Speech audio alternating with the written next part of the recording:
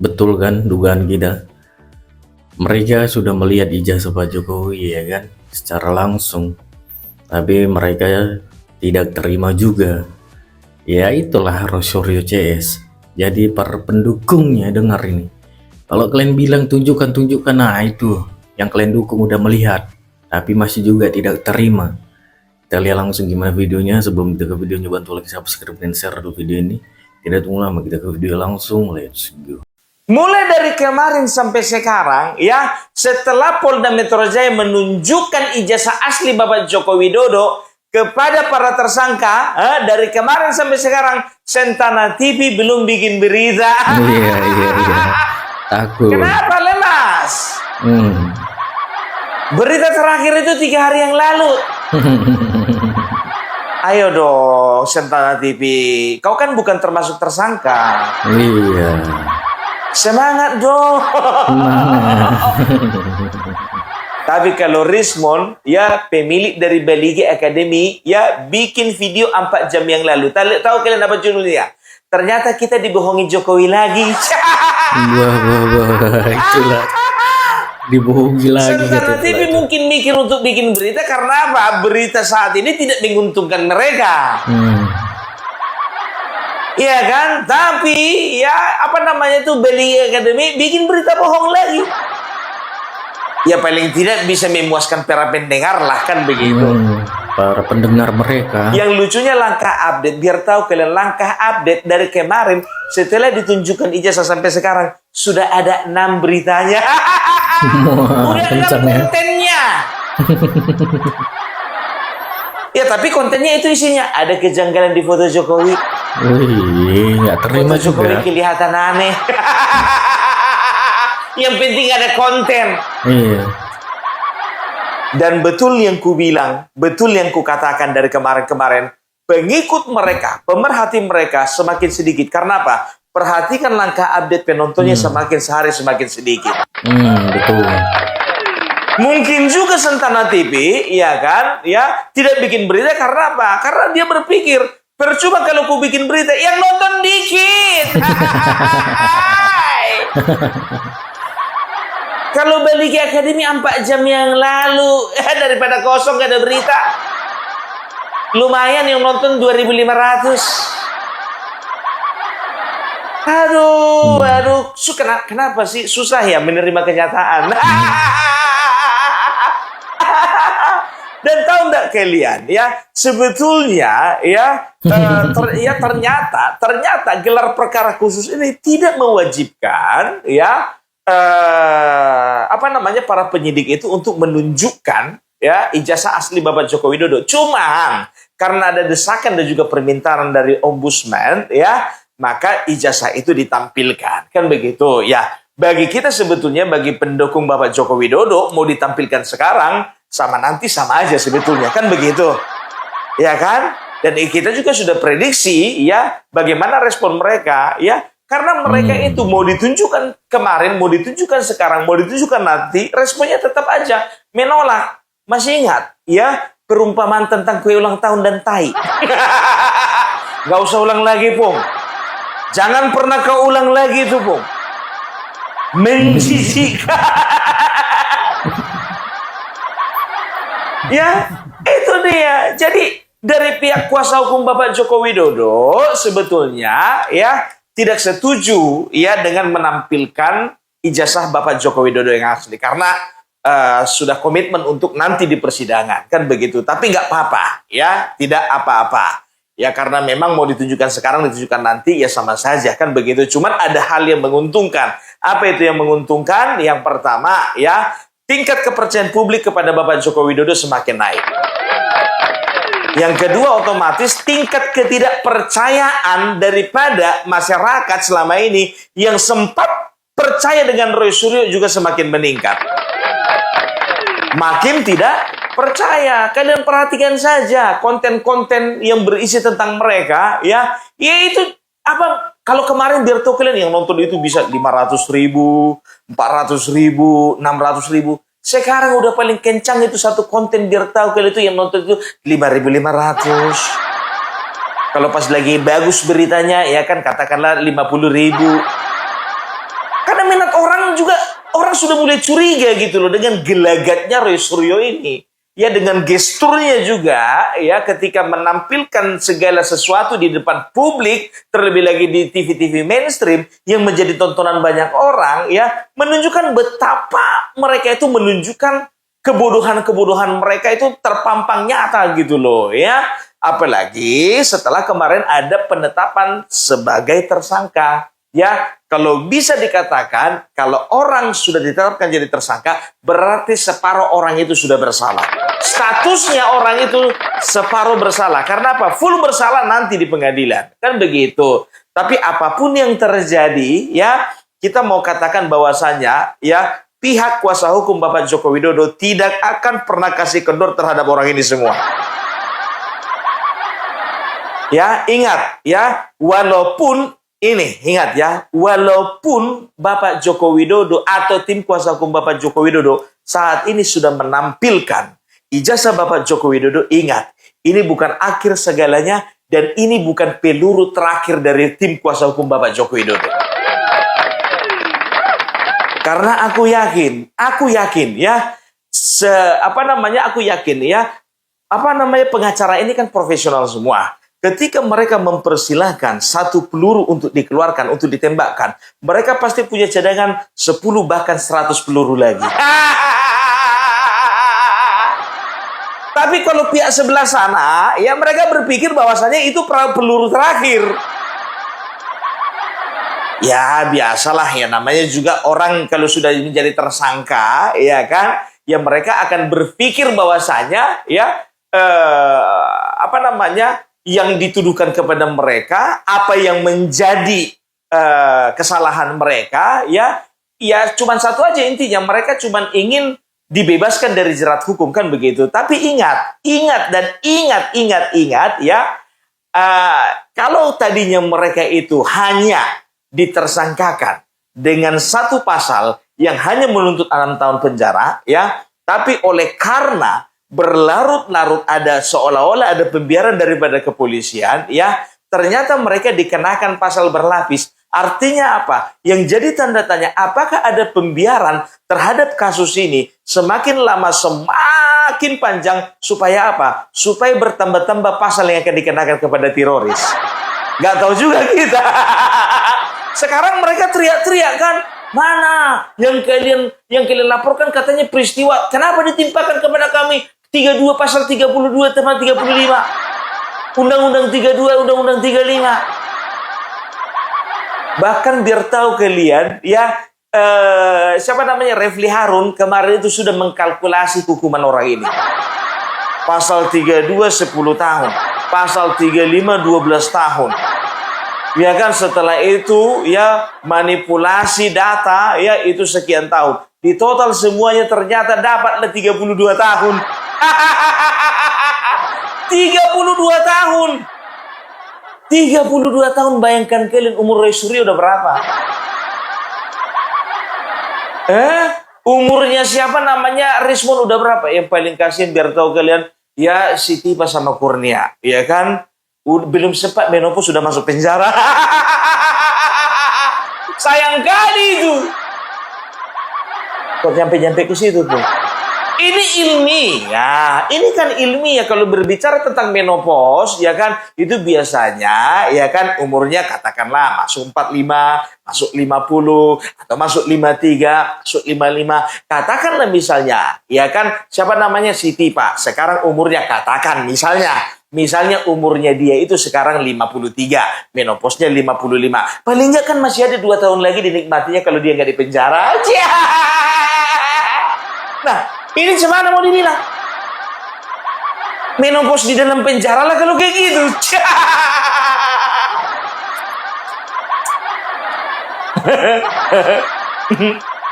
Aduh, tersangka-tersangka ini hati-hati loh, ya. Takutnya 32 tahun penjara, ya kan. Mulai dari kalian masa subur sampai kalian impoten, kalian baru keluar dari penjara. Bayangkan kalian 32 tahun. Sampai impoten kalian dalam penjara. Pung, kayaknya ada deh, Pung. Sebelum masuk penjara pun juga udah impoten, Pung. Siapa? Aku nggak ke situ arahnya. Enggak itu loh, Pung, narapidana yang ada di Kamboja. Ada penjahat, Pung. Penjahat negara juga di Kamboja, ya kan, masuk penjara dia, ya kan. Walaupun belum impoten udah masuk penjara dia. Kayak mana lagi nasibnya itu, Pung? Oh, kalau yang itu, yang di Kamboja itu ya lebih bagus lah di penjara, dia juga tetap masuk lebih cepat, lebih bagus. Karena apa? Di luar penjara, di dalam penjara, di luar penjara ataupun di dalam penjara, sama-sama nggak berfungsi itu barang.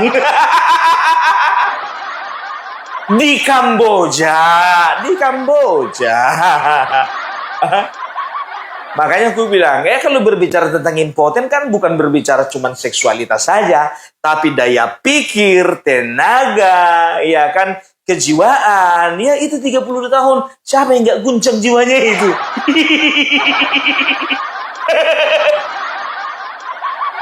Sebanyak-banyaknya mereka berkelakuan baik, paling kurang masa tahanan 5 tahun.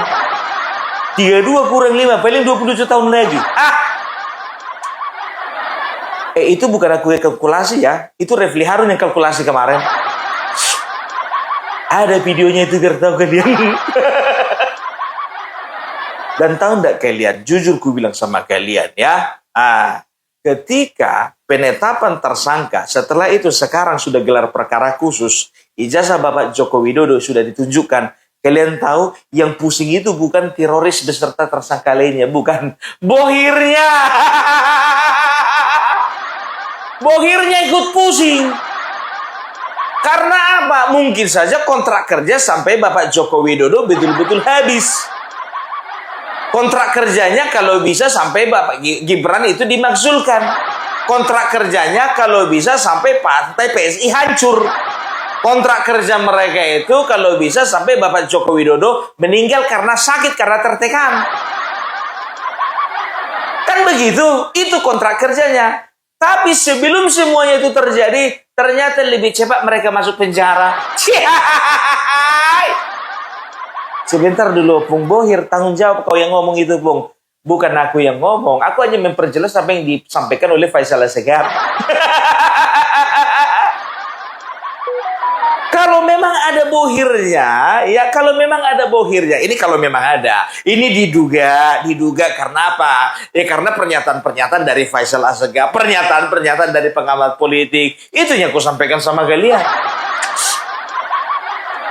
Berarti kau juga nggak bisa bertanggung jawab lah, Pung, sama apa yang kau beritakan. Bukannya nggak bisa bertanggung jawab, bukan. Karena sumbernya ini banyak.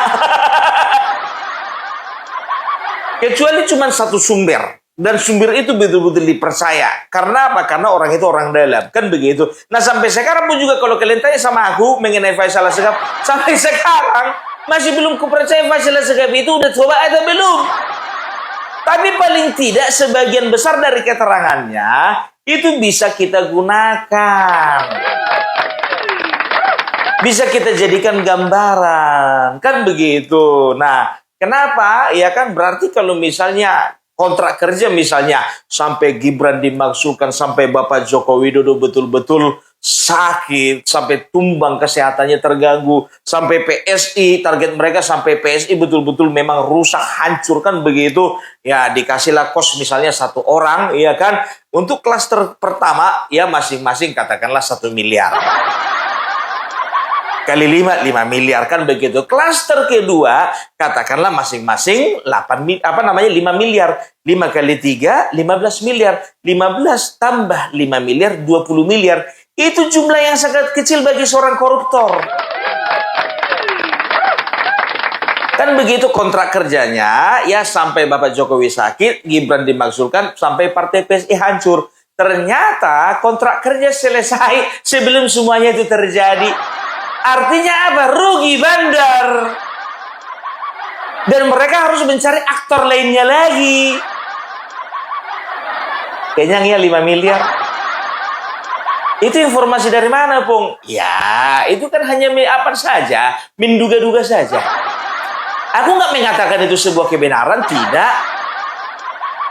Dan aku tidak mengatakan itu sebuah fakta, tidak.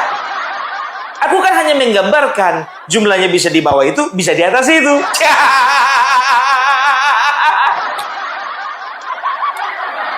Kenapa keyakinanku begitu kuat? Karena Faisal Assegaf. Kenapa aku begitu kuat bahwasanya Partai Biru dan Merah ada di belakang mereka? Karena Faisal Assegaf. Kenapa aku yakin rekening mereka ini berisi banyak uang? Karena Faisal Assegaf. Kenapa kita yakin bahwasanya ada intervensi dari orang-orang besar itu? Ya karena Faisal Assegaf. Dan saat ini Faisal Assegaf is everything. Believe or not, Faisal Assegaf is true.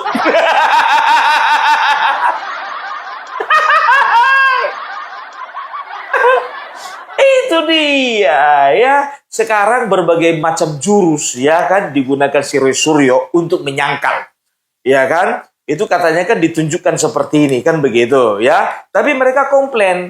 Kenapa dikomplain? Mereka katanya nggak boleh pegang, nggak boleh raba. Sedangkan dikasih tunjuk aja udah untung kau, dasar gak tahu diri kalian semua. Hah? Dikasih tunjuk, ya kan itu sebetulnya udah untung. Ya kan sebetulnya nggak juga untung sih, Pung. Makin buntung sih mereka. Makin hilang akal mereka, Pung. Ya karena apa? Ya karena orang berpikir, oh iya rupanya. Jadi begini, secara persepsi publik begini. Persepsi publik mereka ini ya nggak bisa lagi dikatakan di atas angin. Tapi posisi Bapak Joko Widodo di atas angin. Karena apa? Ya ini penunjukan ijazah Bapak Joko Widodo ya oleh penyidik kepada mereka. Ini membuktikan bahwasanya ya kepada publik bahwasanya apa yang mereka sampaikan, apa yang mereka narasikan selama ini gagal total. Gagal total. Ya, jadi kan masyarakat ini kan kelompoknya ada beberapa. Ada yang memang percaya karena memang mereka itu benci sama Joko Widodo. Ada yang ragu-ragu ya karena memang mereka itu yang nggak terlalu benci dan nggak terlalu cinta sama Bapak Joko Widodo. Dan ada juga yang betul-betul meyakini bahwasanya itu semuanya hanya permainan kan begitu. Nah, untuk orang yang abu-abu inilah mendapatkan kejelasan bahwasanya oh ya ternyata Bapak Joko Widodo itu ijazahnya asli bukan palsu. Jadi tersisa hanya kelompok yang pure pembenci Bapak Joko Widodo. Biar tahu kalian, aku sendiri ya kalau berbicara dengan orang-orang awam yang tidak terlalu mengerti politik, tidak melek politik, mereka nanya-nanya loh sama aku. Sebetulnya Opung itu betulan asli atau palsu sih ijazahnya Bapak Joko Widodo? Kan begitu. Ya aku sampaikan apa yang bisa aku sampaikan sama mereka. Jadi orang-orang awam yang istilahnya mereka itu ya mau siapa kayak presidennya, yang penting aku makan, aku hidup, aku bisa nyekolahkan anak kan begitu ya. Ini kelompok-kelompok yang mulai ragu-ragu gitu loh, yang mulai agak percaya dengan pernyataan-pernyataan dan narasinya Roy Suryo dan teman-temannya. Tapi oleh karena ya penunjukan ya ditunjukkannya ijazah Bapak Joko Widodo kepada mereka ini dan juga dipublish ya di berbagai media, sekarang orang yang tadinya abu-abu sekarang sudah mulai berpikir bahwasanya ternyata ijazah Bapak Joko Widodo benar-benar asli. Dan jumlah orang yang mempertanyakan tentang kepalsuan ijazah Bapak Joko Widodo itu orangnya tinggal sedikit. Ya. Makanya aku bilang, ingat setiap peristiwa pasti ada sesuatu di belakangnya. Enggak. Kalian baca ini jangan terlalu awam, ya. Kalian Roy Suryo dan juga teman-temannya ini jangan kalian terlalu awam. Kayaknya seolah-olah ini perjuangan kalian. Kayaknya seolah-olah ini perlu sesuatu yang perlu kalian glorifikasi, yang perlu kalian rayakan, kalian selebrasi. Enggak, justru kalian harus tanda tanya. Kenapa yang harus ditunjukkan ya? Karena kan sebetulnya kalian tahu ijazah itu asli. Kan begitu, permainannya adalah ya kalau bisa ijazah itu jangan pernah ditunjukkan sampai ke persidangan. Supaya apa? Supaya narasi kalian itu boleh semakin liar dan bisa membunuh banyak sekali otak orang-orang. Itu maunya kalian. Yakin aku, maunya kalian itu sebetulnya tidak ditunjukkan ijazah itu sampai persidangan. Supaya apa? Supaya banyak orang simpati sama kalian. Tapi no, ini sudah waktunya bahwasanya remah-remah dibuang. Sekarang urusan Bapak Joko Widodo sama orang yang bayar kalian. Waktunya sudah dekat. Pung, sebentar dulu. Diduga.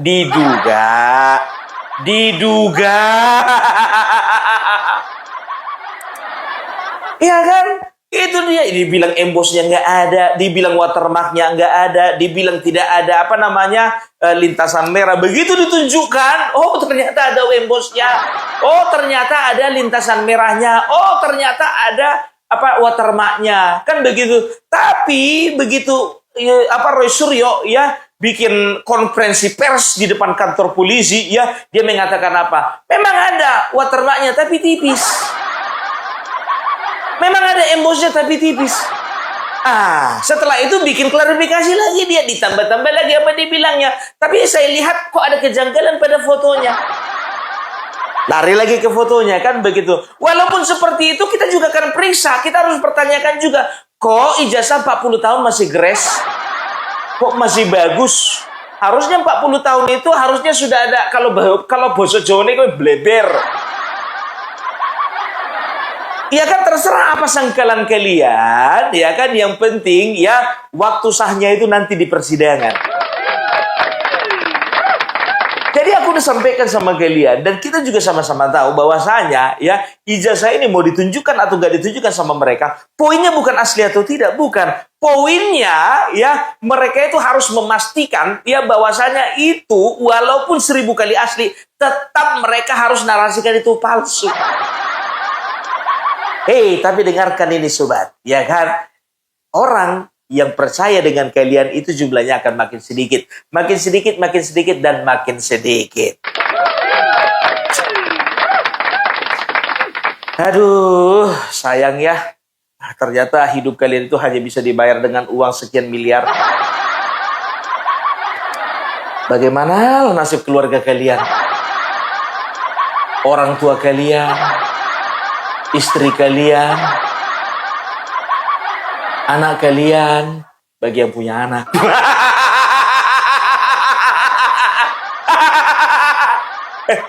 Sebentar dulu Pung, kok tembakanmu ke situ-situ aja Pung? Loh, sekarang kan betul itu gue bilang, nggak mungkin dia pikirkan anaknya padahal nggak punya anak. Dia dipikirkan anaknya bagi yang punya anak. Salahku di mana? Ya kan begitu, ya mereka sudah menghibahkan hidupnya untuk masalah ijazah Bapak Joko Widodo ini. Kan begitu, ya terima dong konsekuensinya. Ya kan? Ini mereka ini akan pasang banyak cara lagi nih. Ya kan? Mereka akan pasang kuda-kuda di sini, pasang kuda-kuda di sana, pasang kuda-kuda di sini, pasang kuda-kuda di sana, ya kan? Tapi ingat, apapun usaha untuk melawan orang baik, semuanya pasti akan sia-sia. Pasti akan sia-sia. Makanya punya mentor itu modelnya Bambang Pacul, jangan kayak Amin Rais. Dengarkan ini teroris. Dengarkan, kalau misalnya model mentor kalian kayak Bambang Pacul, apa dibilangnya? Jangan pernah melawan orang baik. Jangan pernah melawan orang cantik. Jangan pernah melawan orang kaya. Ya, nggak akan begini jadinya. Ini yang kalian ikuti Amin Rais.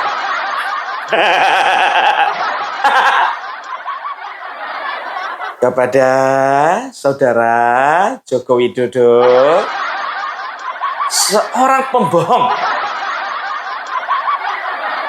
yang selama 10 tahun sudah membohongi Indonesia dengan segala proyek-proyek mangkranya seperti IKN dan juga kereta Wus. Oleh karena itu, Joko Widodo yang bisa saya sebutkan dengan Joko Wiren, maka dengan ini saya katakan wajib dan juga kita berhak untuk melakukan sebuah pemakzulan kepada mereka. Habis itu si mentor kalian, ada semut, ada Gaza masuk lubang semut. Untung udah diajar kalian lagi itu belum?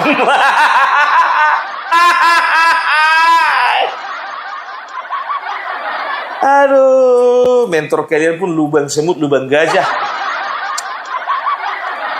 Ya, jadi ini adalah sebuah kemenangan. Ya, jadi dengan ditunjukkan ijazah Bapak Joko Widodo kepada mereka, bukan artinya ini adalah kelemahan dari Bapak Joko Widodo. Dan juga tim kuasa hukum punya hak, ya, untuk mendesak kepolisian Republik Indonesia dalam hal ini adalah Polda Metro Jaya untuk memp2satukan atau menyerahkan berkas ke kejaksaan. Ketika sudah diserahkan berkas, ya dinyatakan lengkap, ya dan diserahkan, dilimpahkan kepada kejaksaan, berarti nggak lama lagi akan disidang. Pak Hakim dan Pak Jaksa, kapan teroris akan disidang? Sudah lama kami menunggu, sudah lama kami menanti. Bubui bulan, bubui bulan, sangrai bintang. Nyanyilah nanti biar tahu kalian kalau masuk penjara orang ini. Nyanyilah pumpar bela untuk orang ini. Ulah ceri, tong diceng-cerikan.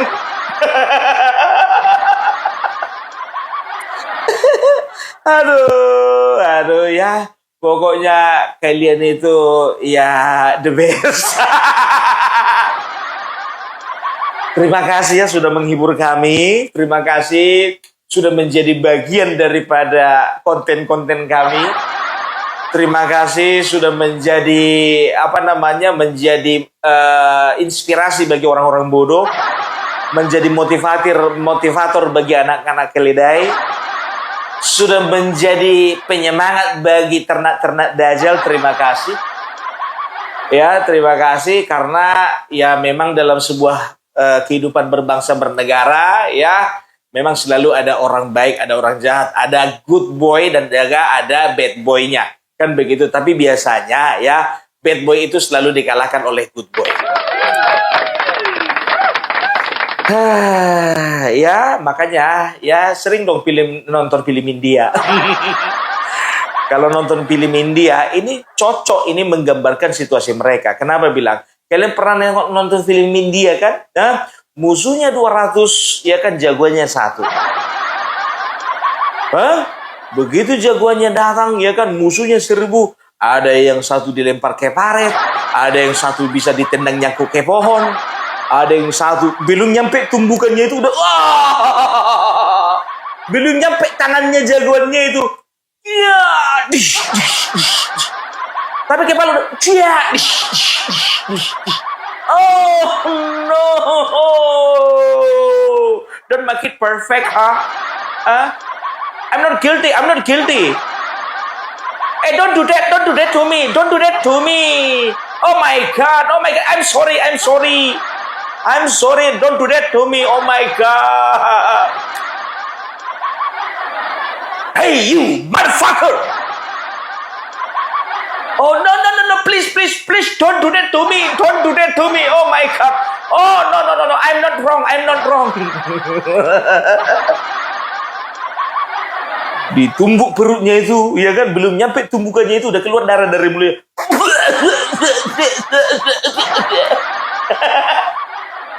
Jadi kayak beginilah sebetulnya film-film India ini, ya kan menggambarkan bagaimana pertarungan antara Bapak Joko Widodo dengan orang-orang ini, ya kan.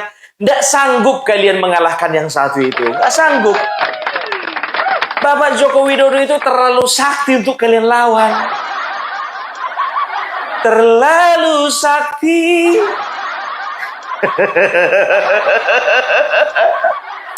Nggak sanggup kalian lawan itu. Belum, ya kan? Karena level kalian itu jauh di bawah mereka. Di bawah Bapak Joko Widodo. Kalian itu udah dikatakan kalian remah-remah, ya kan?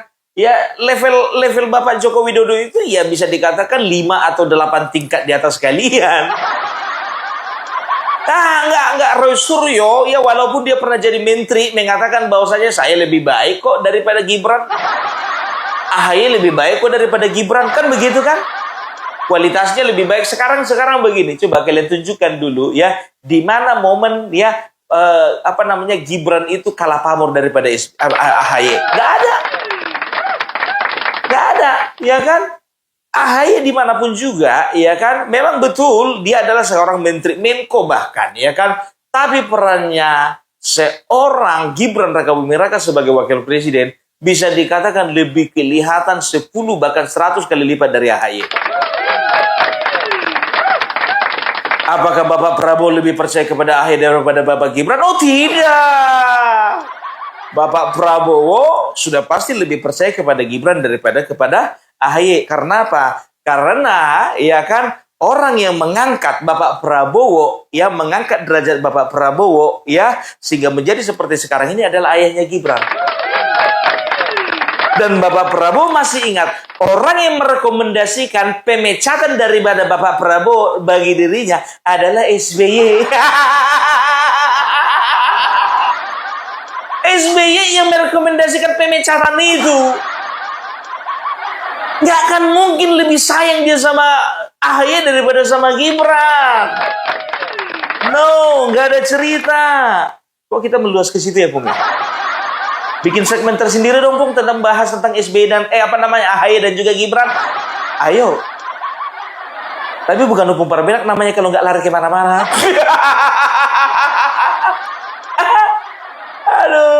Aduh. Jadi udah jelas ya bahwasanya mereka itu sekarang itu sedang mencoba mencari cara ya untuk mengulur-ulur waktu ya. Kalau nggak salah mereka sekarang itu sedang mengajukan pemeriksaan kembali. Kalau nggak salah pemeriksaan kembali atau pemeriksaan ulang, nggak tahu aku entah apa bahasanya, ya kan? Mereka mengajukan lagi, ulur terus, kayak main layangan, ulur terus sampai masuk jurang. Cuma nunggu waktu aja, nggak lama lagi kok. Percuma beta susah dirantau. Aduh ya. Jadi ternyata ya teroris ya, ternyata walaupun kalian ganti pengacara nggak ada gunanya juga. Katanya mau ganti pengacara, ya kan progresnya lebih bagus. Tahu kayak gitu sama si Tompel aja dari kemarin, nggak usah ganti-ganti deh. Kan kasihan si Tompel. Kalau katanya, ya kan, kita sudah membentuk tim yang baru, ya, tim yang lama dan tim yang baru kita gabungkan, maka kekuatannya akan lebih besar. Kita sama-sama bekerja, ya. Oleh karena itu saya ditunjuk sebagai kuasa hukum, kata Refli Harun. Dengan bangganya, nggak taunya begitu gelar perkara khusus sama juga. Ada progresnya? Nggak ada. Nggak ada. Ditunjukkan ijazah itu bukan karena desakan dari kalian ternyata. Ya, itu hanya permintaan, tapi diaminkan oleh ombudsman.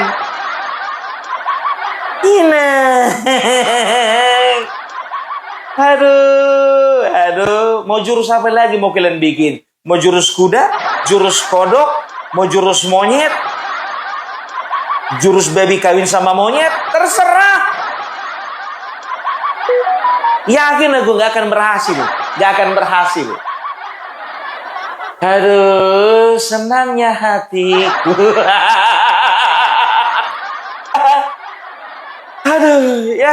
Aduh, gimana komandan? Aman kan? Aman. Makanya aku bilang inilah orang yang kalian hina, yang kalian rendahkan serendah-rendahnya, dan juga orang yang kalian tuding ijazah palsu bukan karena situasi ijazahnya itu memang yang kalian pertanyakan, tapi yang kalian pertanyakan adalah apakah aku bisa menghasilkan sesuatu dari menuding ijazah palsu Bapak yang satu ini. Kan begitu kan? Itu yang kalian ciptakan sekarang. Kalian itu sedang cipta kondisi. Menciptakan sebuah kondisi di mana ya rakyat Indonesia harus kalian paksa untuk percaya ijazah Bapak Joko Widodo ini. Bapakku ini palsu. Tapi serius maaf ya. Usaha yang kalian melakukan apapun juga nggak akan berhasil. No. Kalian ngadu-ngadu sama Bapak Prabowo. Percuma kalian ngadu-ngadu sama Bapak Prabowo. Kalian tengok ini jaraknya nih. Cuma 30 cm. Besti nih. Ada Opung Parwila di tengah-tengah. Artinya apa? Opung Parabelak tetap komitmen setia kepada Bapak Joko Widodo, setia kepada Bapak Prabowo. Karena bagiku saat ini mereka berdua adalah pemimpin yang terbaik untuk bangsa. Gak akan mungkin ini tinggal diam kalau bestinya dikeroyok. Gak mungkin tinggal diam. Gak yakin aku. Besti. Mungkin secara politik ya dia tidak menunjukkan ya gelagat bahwasanya Bapak Prabowo ya ada intervensi ya kan, ada cawe-cawe. Enggak, permainan kelas dewa enggak begitu. Menurut Opung Parabelak loh ya, menurut Opung Parabelak, apapun bisa dilakukan Bapak ini untuk menjaga Bapak yang ini. Gak yakin kalian? Yakinlah kalian yang ku bilang ini, ya kan? Dan apapun juga akan dilakukan Bapak yang ini untuk menjaga Bapak yang ini. Ya, jadi mereka berdua, ya intinya sekarang itu saling menjaga. Kita doakan supaya Bapak yang dua ini tetap akur, tetap rukun, ya. Walaupun kemarin sempat digoda oleh seorang wanita lain. Ternyata wanita itu tidak bisa dipercaya. Dan juga dayang-dayang daripada wanitanya itu, silir-silirnya itu sudah dihabiskan dari kabinet. Ternyata seringkali sahabat itu ya dilupakan oleh karena cinta yang baru, tapi ternyata cinta yang baru itu mengecewakan sehingga persahabatan itu boleh terjalin kembali, bahkan lebih dekat, lebih erat dan lebih kuat lagi dari sebelumnya. Cinta yang tulus di dalam hatiku telah bersemi. Aduh, luar biasa. Ya, jadi itu dulu dari Opung Parabelak. Ya, kita doakan semoga mereka ini semuanya tersangka ini ya bisa secepatnya masuk penjara. Biar jangan ada lagi yang ribut-ribut. Kalaupun ada yang ribut, biarlah aktor yang baru gitu loh. Bosan orangnya ini aja. Sampai kasihan kali aku ngeliat si Rizal Fadila, biar tahu kalian. Si Rizal Fadila, sebelum masuk gelar perkara khusus, apa dia bilang? Kita akan buktikan bahwasanya penetapan tersangka ini salah. Kita akan buktikan bahwa tidak ada pidana. Terazi Pinya Beta Rai Terazi Pinya. Kau kenapa sih? Lapis Sambungan Charger. Kenapa sih? Mabuk? Minum tuak?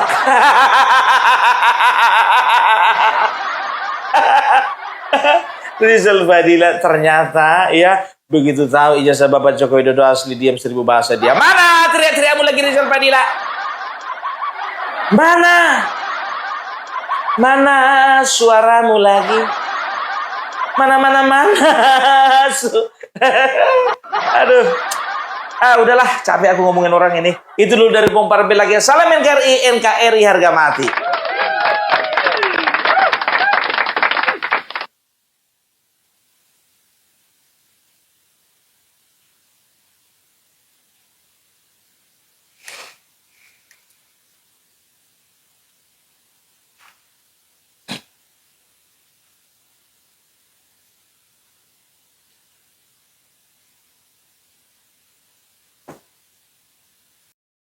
Gitu deh videonya ya, gimana menurut kalian ya. Dan sampai udah di video saya selanjutnya.